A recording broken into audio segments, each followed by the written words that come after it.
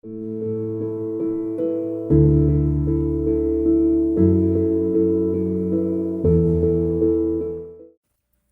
this is Lori Greenlee with CYA Condos. Welcome back to our special assessment series.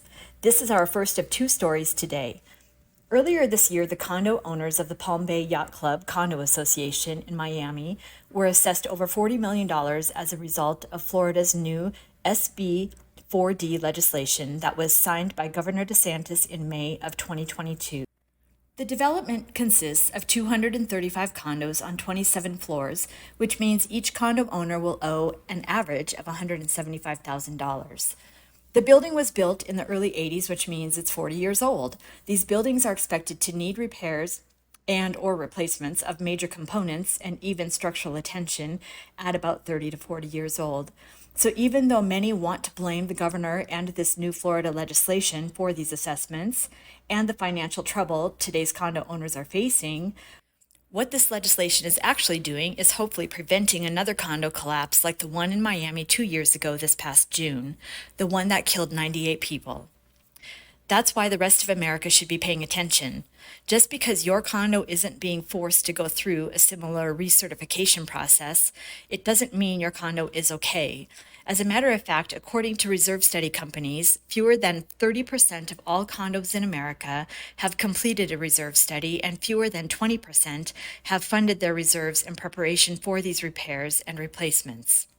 Knowing that 50% of all condos in America were built 30 years ago, I'd say we have some big surprises ahead of us.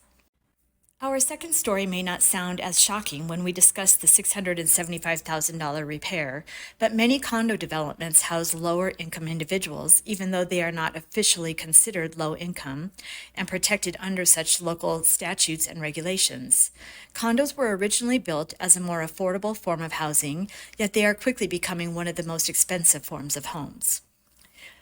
This next story is about such a development. One where many of the condo owners are living on a fixed income or extremely modest income, which is probably one of the reasons they never approved increasing HOA fees throughout the years to fund these reserves, or maybe why they chose not to get a reserve study done. They didn't want to know what they didn't know. 3 of the buildings in this 144-unit development needed emergency roof repair, and the money was not there. The cost to repair, not replace, is approximately $675,000. That is just under $4,700 per condo owner. Even though the HOA is allowing owners to pay over 4 months, now remember the HOA is the condo owner themselves, when the majority of these residents are living paycheck to paycheck, or as one woman stated, she only makes $1,000 a month, what are their options? There are loan programs to help, but when a homeowner is on a fixed income, such as the ones mentioned above, that hardly helps. Many homeowners get involved in condos without understanding the risk. The HOA might have to foreclose on her and the others if they can't pay. That's the reality.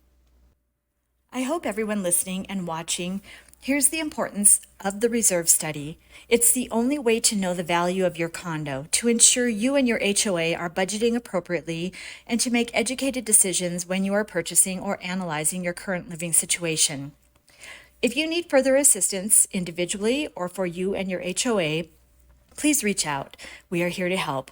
Also, if you want to keep up to date on condo education and legislation, hit subscribe and click the link in our bio below to follow our blog. Thank you and have a great day.